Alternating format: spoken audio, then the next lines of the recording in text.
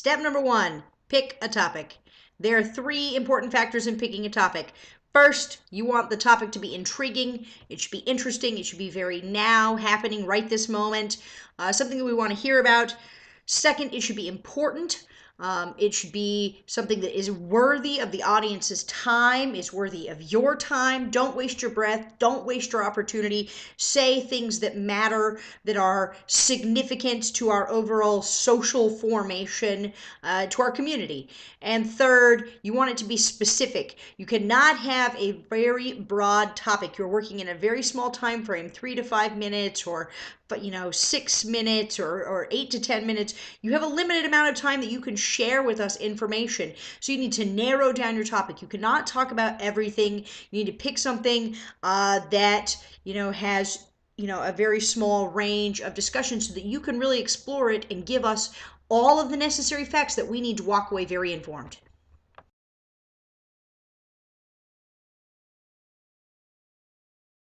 Step number two, write a thesis statement. I'm going to talk about the simplest way to write a thesis statement, and that is to take the purpose of your speech and add your topic. So in informative speaking, there are four possible purposes. The first one is agenda setting, which is to create awareness about a subject that the audience either doesn't know about or doesn't think about frequently. Basically, to take something that is not really at the forefront of our mind and bring it to the forefront of our mind, to make it a topic on the tip of our tongue. The second possible purpose of an informative speech is to provide us new information. What is happening right now, the scientific innovations of our time, the psychological, sociological, or philosophical discoveries of our time. Tell us what is new, what is happening now. Third, to provide a new perspective. Sometimes we have old information, but something changes in our world and it gives us a new perspective on that old information. So you're here to tell us what the new thing is that we now know, or a new way to interpret this information that we hadn't ever interpreted before. And then fourth, to create, to correct a false perspective. I like to call it the Mythbusters speech. Sometimes we just believe things that are just not factually true, and so the speaker wants to correct those mistaken beliefs. So that's the first part, part A. What is the purpose of your speech? Figure out which one it fulfills, and that's the first half of your thesis sentence. Part B, insert your topic. So it goes like this. If your purpose, for example, is to agenda set, you would say, in this speech, I will create awareness about, insert topic, structural adjustment programs. In this speech, I will create awareness about super PACs. In this speech, I will create awareness about fair trade coffee. Or if your topic is new information, you would say, in this speech, I will explain the new information about electric cars. Whatever your purpose is, you start with the purpose and then you add your topic. It's a very simple way to do a thesis statement, but simple is clear and audiences like clear.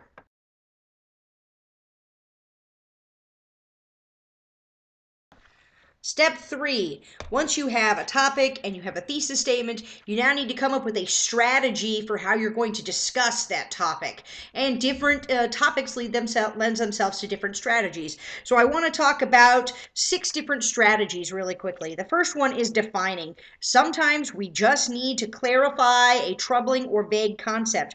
Like what is global warming, or what is abortion, or what is gun control. These are vague concepts. They're very broad. So sometimes it's very handy just to define. Is your topic something that is very broad and it needs to be defined in order for the audience to have more information about it? Sometimes we need to report. That's another informative strategy.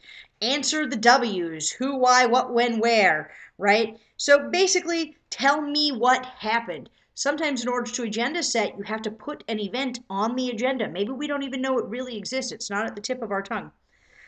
Number 3, describing, which is the accumulation of details to evoke a mental image about the subject. Look, if you want me to feel bad for an animal that's going extinct, you might need to describe that animal, its habitats that are being destroyed, right? The process of extinction to get me engaged, to get me to care. Number 4, explaining, to share a deeper understanding of events, people, policies, and processes. This is very popular in terms of a strategy for informative speaking. usually, particularly if you're agenda setting, you need to explain to me the deeper understanding of these events. Maybe we only have a very shallow understanding, and that's why it's not at the tip of our tongue, because we don't really get it. We don't really understand it. So you need to provide me the information that helps me really understand. Number 5, demonstrating, to show the process to the audience. Look, this is what training seminars are. We do all sorts of demos. Sometimes you have to show us for us to get it. All right. And number 6, comparing, to clarify for the listeners the similarities and differences between compared items. So this is a topic that is usually like a comparison point when you're trying to talk about and differentiate two things that exist. So for example, you might be discussing circumcision, and you're gonna differentiate female circumcision from male circumcision, right? Or you're going to talk about famines. You're going to talk about natural famines versus human-caused famines. These nuclear meltdowns, and you're going to talk about, different nuclear meltdown sites and what happened and the cleanup of different sites. Those are all possible informative topics and different strategies for approaching them. So once you figure out what your topic is, you need to ask yourself, how am I supposed to inform people about this? Like, what am I really going to be trying to tell them? And ask yourself, am I defining? Do I need to report? Do I need to describe? Is this really about explaining the deeper meaning? Should I be demoing this? Or is this a comparison question? Do I need to compare and contrast some things for them to really get it? All right. Once you do that, now you're set to go. In order to do that, though, you might need to do some research. It depends on how well versed you are in your topic. If you're already well versed, then you should be able to pick a strategy and then start doing the research. If you're not well versed, you probably should do some research. Read 5 or 6 articles about your topic before you figure out what sort of strategy you want to use to explain it.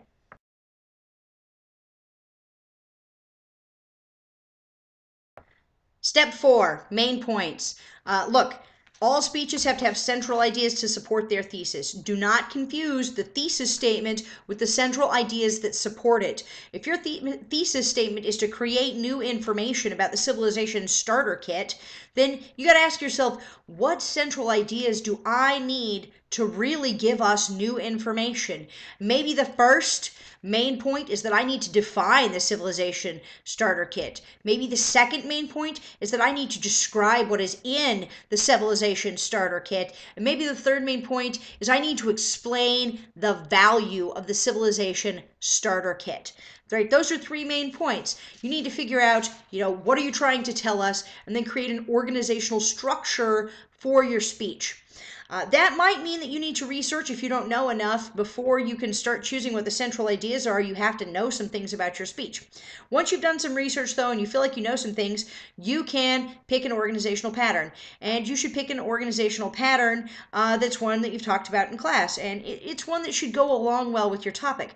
Look, if your topic is about a famine that happened in the 40s, then, maybe you want to use a chronological pattern to help us explain the before, during, and after the famine. Or, maybe you're looking for a cause and effect in order to discuss the famine, right? Figure out what works best, which of these organizational strategies works best for your topic, and then apply it.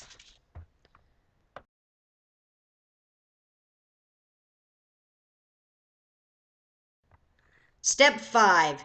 So now you need to make your subpoints. Once you have main points or central ideas, now you need to prove those central ideas with supporting materials. So you've already been doing some research. Now you need to collect that research and organize it so that your subpoints, your supporting materials, your data, your opinions, your stories, your examples, your statistics, that those now are organized according to where they belong in terms of the main point. So if your first main point is the history of compulsory licensing of pharmaceuticals, then when you start talking about your supporting material, you might want to use statistics that come from, the very first year that we started compulsory licensing schemas. Or maybe you want to use, a document that is like the actual WTO law on compulsory licensing, right? Figure out which supporting materials work best for you and add subpoints. You want to try to have 2 subpoints at least for every main point. 2 is a good number to make sure that you have enough to stand on, and each subpoint should have its own source of information to show that there are a variety of sources that agree with the information you're giving, because this is an informative speech and we expect you to be the expert, and experts come from, or their opinions are supported by a wide variety of opinions.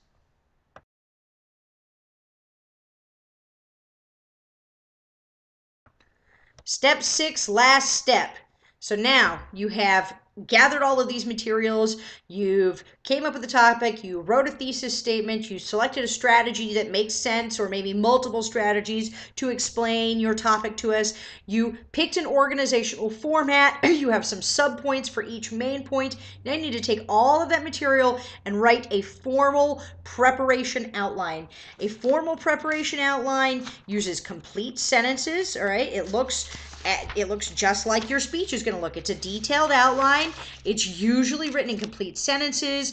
It's used to develop a very clear organizational structure, and it's going to use consistent indentation, consistent structure, right? So Roman numeral 1, introduction; A, attention getter; B, thesis statement; C, preview; D, transition sentence; Roman numeral 2, main point 1, causes of structural adjustment programs; A, subpoint, and then whatever your first subpoint is, right? And so on and so forth through the speech. It's a consistent indentation system, and it's complete sentences, and all of your evidence, all of your supporting material is written in there in complete sentences and has appropriate in-text citations, so that if I, as an audience member, am super interested, I could go look up your information, verify it, and investigate it for myself. All right?